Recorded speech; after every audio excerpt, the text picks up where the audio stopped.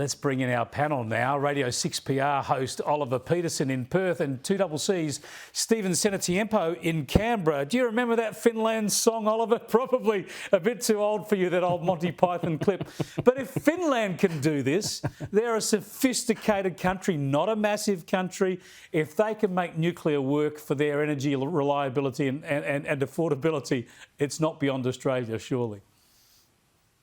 Oh, absolutely, Chris, and it's something that should be part of the conversation because we still don't have an answer to the baseload question. And I know the Climate Council last week was spruiking the fact that we had more Australians connected to solar panels over summer, but it's still only about 13 or 14% of Australian households that have solar panels. So, Chris, we have to put a lot more solar panels on Australians' roofs when we start switching off coal and we don't like gas anymore. So, absolutely, we have to have nuclear part of the conversation, but there is massive reluctance from the government at the moment, even to entertain a conversation, which is really quite ridiculous, to be perfectly blunt about it. I reckon it'll be a big issue at the next federal election. Now, Stephen, you're a bit of a social media player. You're into TikTok? No, for all the obvious reasons. I refer to it on air every day as a Chinese spy platform, so no, I'm not on it. All right, let's just have another look at the way some of our politicians have been using TikTok. Don't eat evidence, eat your heart out. You don't eat onions. There's nothing wrong with running in an election and eating a kebab. Thanks for your support, WA. I mean, Stephen, China's doing us a favour, right? Get rid of that app. Get rid of this silly, inane politics of personality on social media. I don't know what they're doing on there, but now they're all getting off, they tell us. The government's going to force them off, right? Well, there's two parts to this. Firstly, I mean, there's obviously the national security issues and whether or not the Chinese are using the app to spy on people and, you know, our senior bureaucrats and politicians. But the second issue is, why are our politicians stupid enough to think that it's actually doing anything for them? I have politicians tell me all the time, oh, it's the only way you can get to the kids, but you don't know what the kids are saying about you when they watch your TikTok videos. You're not achieving your goal. That's the real issue here. But look, I applaud the government's decision here. How they're actually going to police it, I guess, is an issue. But the other thing is we're now learning that particularly Labor politicians have got these burner phones. They're going to still be using TikTok anyway. They just won't be on the official ones that are issued to them by the government. So, you know, it's a little bit of window dressing more than anything. Burner phones to do TikTok, so the government's okay with it and China can't spy on you. It's nuts. Oliver, your Premier, Mark McGowan's off to China soon. I suppose, has he said whether or not he's going to get rid of his TikTok app? Yeah, he did today, actually, Chris. He said, you know, the directive has come through from the federal government. So obviously, well, you know, all Labor premiers now around the country, you fall into line. You do what Anthony Albanese tells you to do. So he's going to be off TikTok. And you're right, he is going to China. He was pressed again today about whether or not he will be taking any local media with him. He said apply.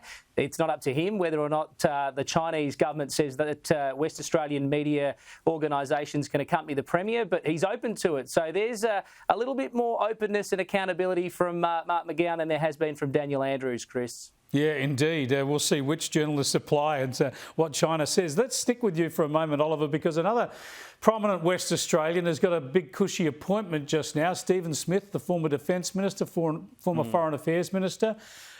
He's off to London to be High Commissioner, and he starts his gig by saying the Republic's going to be inevitable. I don't think he's even met the Queen yet. The King, sorry. We've got a King now. He hasn't even met the King yet, and he's already written him off. Is it okay for him to say that in that job? Well, look, we know he's a Republican, but you think you might just, you know, sort of keep your personal opinions to yourself for a couple of weeks at least. I mean, having said that, Kim Beazley used to be governor here in WA until a few months ago, and obviously he's a Republican himself. I think obviously what Stephen Smith is saying, it's no surprise to anybody. He's always been waving the flag of the Republican movement. We obviously got Matt Thistlethwaite wanting to get rid of the King off the $5 note whenever we reproduce that. So we know that we're just being softened up, don't we, Chris? We know we're being softened up by the government at the moment to ask that Republic question question. They probably won't do it this term, but I tell you what, the more and more pieces that they put into the puzzle here, it's going to become inevitable that the question's going to be asked. And, talkback listeners here on 6PR, they're not convinced at the moment that this should be the priority, obviously, of the government at the moment, to be talking about the Republic. Let's get the coronation out of the way and enjoy that.